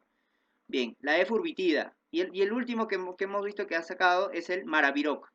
¿Qué inactiva el maraviroc? El CCR5, ¿ya? El CCR5 lo va a inactivar el maraviroc, ¿no es cierto? El CCR5 lo inactiva, más bien dicho, el maraviroc. Es el único que va, o sea, digamos que es su órgano diana. ¿Qué quiere decir? Que para que tú veas a un paciente, si es que tiene CCR5 o si es que no tiene CCR5, tienes que hacerle un estudio y detectar que tiene CCR5, porque algunos pacientes solamente expresan CCR5, no expresan CCR4, ¿no? Recuerdan que hay un caso de un paciente que se ha curado, que se ha trasplantado ha sido trasplante de médula ósea, ¿no? El trasplante de médula ósea tenía, al final te eliminaba células que tenía CCR5, ¿no? Y ese virus del paciente que tenía afinidad por el por el CXCR4. Por lo tanto, como ya no tenía una diana, no tenía dónde unirse, no tenía su receptor, prácticamente se terminó eliminando y se terminó curando ese paciente, ¿no? Bien, creo que ya hay 2 casos hasta ahorita, ¿no? Ya. Y el otro que viene a ser los inhibidores de la integrasa, que viene a ser el raltegravir, ¿cierto? El raltegravir, ¿ya? Que viene a ser los inhibidores de la integrasa, que vamos a ver acá, ¿no? Acá, el raltegravir, ¿ya? Los inhibidores de la integrasa, ¿bien? Recuerda que no tiene, el raltegravir generalmente no tiene una interacción con otros, por ejemplo, con los fármacos antituberculosos, ¿ya? Como por ejemplo, hay varios fármacos que van a tener interacción con los antituberculosos, es decir, los van a inhibir a los antituberculosos porque tienen que ver con el metabolismo con el CYP P400, ¿no es cierto? Con el citocromo P400. El menos inocuo o el que tiene menos interacciones con estos antituberculosos es el raltegravir, ¿ya? Bien. Y este es el manejo del MINSA, ya que te dice. Este es el manejo del MINSA, mira, que vamos a dar. Tratamiento antirretroviral, te dice. ¿Ya? Esto también ha cambiado, por si acaso. ¿Ya? Mira. Igual, este tratamiento ya lo ha cambiado desde el 2018, ¿no? Simplemente lo ha ratificado nada más y ha cambiado sobre todo el tratamiento de primera línea. Mira, ¿qué te dice? Debe realizarse dentro del plazo más corto posible, se tiene que dar su tratamiento antirretroviral. ¿Y cuándo iniciamos Targa? Antes decían que tenemos que iniciar Targa cuando tenía menos de 200, luego dijeron menos de 350, luego dijeron menos de 500. Y al final, ahorita tenemos que iniciar Targa en toda persona con infección por VIH. ¿Ya? En toda persona que tiene infección por VIH, es totalmente independiente al estadio clínico, ya sea un estadio clínico 1, 2, 3 o 4 que lo hemos revisado, ¿no? Independientemente de los linfocitos, de los TCD4 que tenga y de la carga viral que tenga. Si tiene linfocitos TCD4 2000, dale igual, amerita. O sea, en conclusión, todo paciente diagnosticado con VIH debe recibir su tratamiento lo antes posible, ¿cierto? Esa es la conclusión. ¿Cuál es el esquema del tratamiento? Para el esquema del tratamiento te dice que tenemos que dar 2 inhibidores nucleósidos de transcriptasa reversa, ¿no es cierto? De transcriptasa reversa, más un tercer fármaco, ¿ya? De acuerdo a la evaluación individual ya del paciente, ¿no es cierto? Bien. ¿Y cuáles van a ser entonces sus fármacos de la primera línea? Va a ser el tenofovir, ¿ya? Va a ser el tenofovir, la mibudina y esto de acá que lo han cambiado, ¿no es cierto? O que lo han agregado, el dolutegravir, ¿cierto? El dolutegravir, ¿ya? Que se va a dar una tableta dosis fija diario. ¿A qué se refiere? O sea, que esto de acá viene en una sola tableta, en un solo comprimido. A eso significa dosis fija, ¿ya? Que tiene un solo comprimido nada más, ¿bien? Entonces, este paciente lo vamos a dar tenofovir, lamivudina, dolutegravir, que va a estar en un solo comprimido, ¿no es cierto? ¿Cuál es la mnemotecnia? Te la doy, ¿no es cierto? Tenofovir, lamivudina, dolutegravir, ¿no? Bien, si es que no funciona con la primera o si es que tiene reacciones adversas para el dolutegravir, ¿qué tenemos que dar? O tenemos que cambiarle más bien por el efavirenz, ¿no es cierto? Es decir, vamos a dar tenofovir, lamivudina, efavirenz. ¿Cuál es la mnemotecnia? Tele, ¿no es cierto? Tenofovir, lamivudina, efavirenz. Ojo, es efavirenz, ¿eh? O el otro, que lo vamos a dar tenofovir, emtricitabina y efavirenz, ¿no? Cualquiera de esos dos que lo podemos dar, igual es una tableta que le vamos a dar a estos pacientes, ¿no? Bien. Entonces recuerda que el tratamiento de elección que de repente nos puede venir. ¿Cómo era la anterior guía? La anterior guía era tenofovir, emtricitabina, ¿no es cierto? Era tenofovir, emtricitabina y efavirenz. Ya, esa era la del 2018, ¿no? Pero esta es la actual y esa es la que tenemos que aprender actualmente, ¿no? Tenofovir, lamivudina y dolutegravir. Recuerda que la lamivudina es la menos inocua, ¿no? Bien. Y acá tenemos algunas reacciones adversas que te va a producir estos fármacos, ¿no es cierto? Por ejemplo, a un paciente que tiene migraña y tú le das efavirenz, por ejemplo, ya un paciente, por ejemplo, que tiene migraña, ya, este paciente tiene migraña, ¿no es cierto? Y tú, a este paciente además tiene VIH. Este paciente que estaba teniendo migraña, ¿no es cierto? O que tenía VIH, tú le das efavirenz, acá le vas a dar efavirenz, ¿no? Efavirenz, con el efavirenz que se produce, y a la migraña le das como tratamiento ergotamínico, ¿no es cierto? Un ergotamínico. Ya le das un ergotamínico, ¿qué te pueden producir? Los dos, la suma, te van a producir un ergotismo. Y este es el ergotismo que te va a producir, ¿ya? Este es el ergotismo que te va a producir. Es decir, te produce necrosis, mira. Ya, una vasoconstricción distal. Y este de acá viene a ser leve, una vasoconstricción distal. Leve, ¿no es cierto? Bien, hasta pueden necrosar y pueden mutilar estos dedos, ¿no? Si es que es muy severo. Entonces no se asocia, por ejemplo, el efavirenz, o sea, no se asocia el efavirenz con las sustancias ergotamínicas en ese paciente que tiene migraña, por ejemplo. Acá que vemos, hipertrigliceridemia. ¿Y quién te producía hipertrigliceridemia? ¿Recuerdas? La sidobudina, ¿no es cierto? La sidobudina. La sidobudina te generaba hipertrigliceridemia, ¿no? Bien. La didanosina también, ¿no es cierto? La didanosina te puede generar hipertrigliceridemia, ¿no? Y acá tenemos una necrosis avascular. ¿Quién te genera necrosis avascular? Que me había olvidado mencionarte, es el abacavir, ¿ya? Abacavir. Te genera una necrosis avascular, ¿bien? Ya.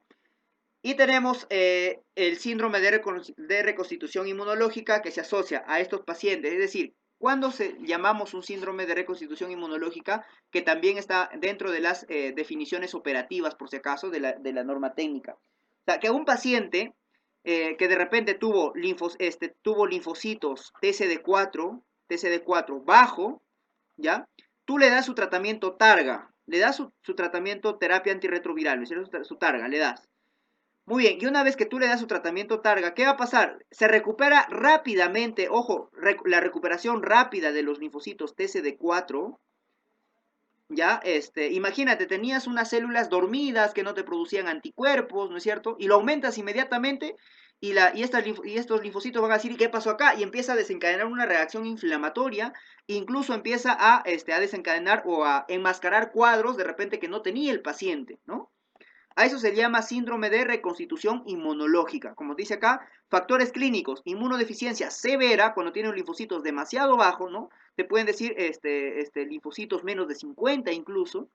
Respuesta virológica respuesta inmunológica virológica, ¿quién? Al targa, ¿no es cierto? Inicio del targa durante el tratamiento. ¿Cuáles son los factores etiológicos? Causas infecciosas, otras infecciones diseminada, la endemicidad, factores inmunopatogénicos, desbalance de citoquinas, etcétera, genético, ¿no? Se van a producir dos escenarios, ¿no es cierto? Un paradójico y un desenmascarado. ¿Qué significa el paradójico? Que el paciente estaba tranquilo, estaba bien, digamos, entre comillas, y tú le das su targa y desencadena todo un cuadro de respuesta inflamatoria. O sea, se vuelve más severo. Eso de acá es paradójico, pues no o sea, tú dices debería mejorar ya con el tratamiento, pero se vuelve peor. Y el desenmascarado es cuando empieza a desenmascarar patologías, de repente como una tuberculosis latente que tenía, lo empieza a desenmascarar completamente. Y acá tenemos una pregunta. Es un paciente varón de 48 años con diagnóstico de VIH. ¿Cuánto está su CD4? Mira, en dos células por milímetro cúbico, ¿no es cierto? Y mira, ¿cuánto está su carga viral? 2 millones de carga viral. Con un cuadro febril de 2 meses de evolución, cuenta con estudios de aproximación al paciente febril, todos no concluyentes, aún con el diagnóstico de fiebre de origen desconocido. Inicia terapia Ya, le da su terapia. A la tercera semana de tratamiento presenta hemoptisis. Radiografía de tórax, previamente normal. Estaba normal, ¿no? Ninguna respuesta tenía. Revela lesiones cavitarias ahora. ¿Recuerdas quiénes cavitaban? Los que tenían buena respuesta, ¿no es cierto? Múltiples. Baciloscopía de estudio inicialmente negativa y ahora se vuelve VAR positivo. ¿A quién lo estaba desenmascarando? A una tuberculosis. Y ahora tiene un TCD4 de 340. Mira, ¿de cuánto subió? De 2 a 340, ¿no? Bien. ¿En cuánto tiempo subió? Mira. ¿Cuánto dijo? 2 semanas, creo. Tercera semana, ¿no? 3 semanas. ¿Cuál es el diagnóstico más probable? Y te dan esto de acá como para que te confundas, ¿no? Mira, tuberculosis oculta todavía dice la alternativa A, todavía es está como tuberculosis, ¿no? Pero ¿cuál viene a ser tu respuesta? Síndrome de reconstitución inmunológica, ¿ya? Ese viene a ser tu respuesta, síndrome de constitución inmunológica, ¿ya? Bien, ahí tienes causas de fiebre más frecuentes que lo vamos a ver. Y antes de esto vamos a ver la profilaxis que me había olvidado de colocarlo acá. Vamos a abrir una lámina para hablar de la profilaxis y con eso terminamos, chicos, ¿ya? Primero, vamos a dar, hablemos de la profilaxis, o de la prevención, ¿no es cierto? Prevención, ¿ya? Recuerda que vamos a dar profilaxis, se llama terapia, ya no, anteriormente se llamaba TPI, ¿no es cierto? Terapia preventiva con isoniazida. Ya, actualmente se llama TPTB, es decir, terapia preventiva de la tuberculosis, así se llama, ya, terapia preventiva de la tuberculosis, porque no solamente vamos a utilizar isoniazida, actualmente vamos a utilizar además, también podemos utilizar rifampicina, ¿no? Ya, por ejemplo, ¿cuál era lo de antes, no es cierto? Dábamos isoniazida, isoniazida la damos diaria, isoniazida diaria, ¿por cuánto tiempo lo dábamos? Por 6 meses, ¿ya? Igual te dice la norma técnica, por 6 meses, ¿no? Que lo vamos a dar. Bien, le damos por 6 meses, de isoniazida, ¿no es cierto? ¿Cuánto es la dosis? 5 miligramos por kilogramo le vamos a dar, ¿ya? Bien. ¿Qué más? ¿Cuándo más? ¿Qué otro fármaco podemos utilizar aparte de la isoniazida? La rifampicina. Podemos sumar isoniazida más rifampicina, ¿no es cierto? Rifampicina más isoniazida, que lo podemos dar semanal, pero la dosis va a ser más alta. Lo podemos dar semanal, ¿por cuánto tiempo? Por 3 meses. Multiplica 3 por 4, 4 semanas cada mes son 12 dosis que vas a dar, ¿no es cierto? 12 dosis que vas a dar, ¿ya? Tercer lugar, también puedes dar rifampicina más isoniazida, ¿ya? Pero esta rifampicina más isoniazida, ya, ya no lo vas a dar, o sea, lo vas a dar por 3 meses, pero le vas a dar por 3 meses, pero le vas a dar diario. Por 3 meses. Entonces dice, ¿cómo? Arriba, 3 meses, una dosis por semana y abajo, diario. La cosa es que la dosis, ¿ya? La dosis cuando tú vas a dar, arriba, semanal, acá vas a dar una dosis de isoniazida, ¿ya? En adultos vas a dar de 15 miligramos por kilogramo, ¿no? La máxima dosis que vas a dar, isoniazida, ¿no? Y recuerda cuánto es la máxima dosis de isoniazida que puedes dar, 600, ¿no es cierto? O perdón, 300, ¿no? Y la dosis máxima de rifampicina, ¿cuánto va a ser? 900, ¿ya? 900 miligramos. Y ahí depende del peso, ¿ya? Porque te dice mayor de 50 kilogramos le vas a dar 900 miligramos. Y ahí va, entre 32 a 50 tienes que bajar 150, es decir, vas a dar 750 miligramos. Y si que tiene de menos de 32 hasta 25, tienes que dar 600 miligramos. O sea, en ese rango va, ¿ya? Mientras que acá en la tercera, ¿qué tienes que hacer? Como acá vas a dar diario, ¿ya? Tienes que disminuir la dosis, ¿no es cierto? Bien. ¿Y cómo disminuyes la dosis en la isoniazida? Va a ser igual, 5 miligramos por kilogramo, o sea, como acá arriba le vas a dar 5 miligramos por kilogramo de isoniazida. Y de rifampicina, ¿cuánto va a ser? 10 miligramos por kilogramo, ¿ya? Es decir, acá la dosis máxima de isoniazida, ¿cuánto va a ser? 300. Arriba también la isoniazida como dosis máxima es 300 por si acaso, ¿ya? 300 miligramos, ¿no? Y acá la rifampicina como dosis máxima va a ser 600 miligramos, ¿ya? Y otra de las terapias que vas a dar, simplemente rifampicina sola. Así como puedes dar isoniazida sola, también te dice que puedes dar rifampicina sola, ¿no? Rifampicina sola. Esta rifampicina sola lo vas a dar ¿por cuánto? Por 4 meses. Y es diario el tratamiento, ¿ya? El diario el tratamiento, ¿bien? ¿Y cuánto es la dosis que vas a dar? Acá se va de 10 hasta 20 miligramos por kilogramo que le vas a dar, ¿cierto? Entonces, mira, no creo que nos venga esto de acá, ¿ya? Difícil que nos venga eso de así, eso de ahí, todo esto de acá, champaña, ¿no es cierto? No creo que nos venga. Lo que nos puede venir es esto de acá y esto de acá. Isoniazida sola por 6 meses, diaria, 5 miligramos por kilogramo. Y también puedes dar rifampicina diario por 4 meses de 10 a 20 miligramos por kilogramo, ¿no es cierto? Esas dos tenemos que aprenderlas sí o sí, ¿ok? Bien, y recuerda, otra de las cosas que tienes que recordar, y tal vez por eso antes no daban la rifampicina. La rifampicina, por si acaso, no lo das en pacientes que están recibiendo inhibidores de la proteasa. O sea, tú no lo puedes dar inhibidores de la proteasa. ¿Y qué inhibidores de la proteasa vamos a tener? Por ejemplo, el opinavir, el ritonavir, el atazanavir también, ¿no es cierto? Atazanavir, que van a inhibir a la proteasa. O sea que tú no puedes utilizar a estos pacientes, ¿ya? A estos pacientes que tú le vas a dar rifampicina, tú no puedes utilizar inhibidores de la proteasa, ¿no? O viceversa, si es que ya estás utilizando en estos pacientes inhibidores de la proteasa, no puedes utilizar rifampicina, ¿ya? ¿Bien? Ahora, la terapia preventiva con trimetopin sulfametoxazol, ¿ya? Con trimetopin sulfametoxazol. Esta terapia preventiva con trimetopin sulfametoxazol, ¿en qué paciente vas a dar? ¿Para prevenir qué? Para prevenir PSP, ¿no es cierto? Prevenir PSP, ¿ya? Para prevenir PSP. ¿Y cuándo dabas para prevenir PSP? Cuando tenía menos de 200 de CD4, ¿no es cierto? Bien, menos de 200 de CD4. ¿Recuerda cuánto en neumonía cuánto dabas? Mayor de 200, ¿no es cierto? De CD4, ¿bien? ¿Y cuándo? Entonces está indicado cuando tenemos TCD4 menos de 200 y está indicado cuando tenemos un estadio clínico, estas son las indicaciones, un estadio clínico 3 y 4, ¿ya? Ahí está indicado trimetopin sulfametoxazol, ¿no? Que viene a ser, en otras palabras, el cotrimoxazol, ¿no? El cotrimoxazol, ¿bien? Este cotrimoxazol, si es que nosotros no podemos dar la profilaxis que había hecho con cotrimoxazol, ¿qué podemos utilizar? Bueno, podemos hacer primero, lo que podemos hacer es la desensibilización, se llama, ¿ya? Desensibilización, ¿ya? Es lo que podemos hacer. Si es que no se puede hacer desensibilización, que utilizamos dapsona, ¿ya? Utilizamos dapsona, ¿no? ¿Cuándo utilizamos de dapsona? 100 miligramos que vamos a dar por vía oral, diario, igual lo podemos dar. Bien, y tú me dices, ¿y cuánta es la dosis de trimetopin sulfametoxazol que vamos a dar? 160 sobre 800, ¿ya? Diario también vamos a dar. ¿Y cuándo vamos a suspender esta profilaxis? Lo suspendemos cuando su TCD4 será mayor de 200. Ahí lo suspendemos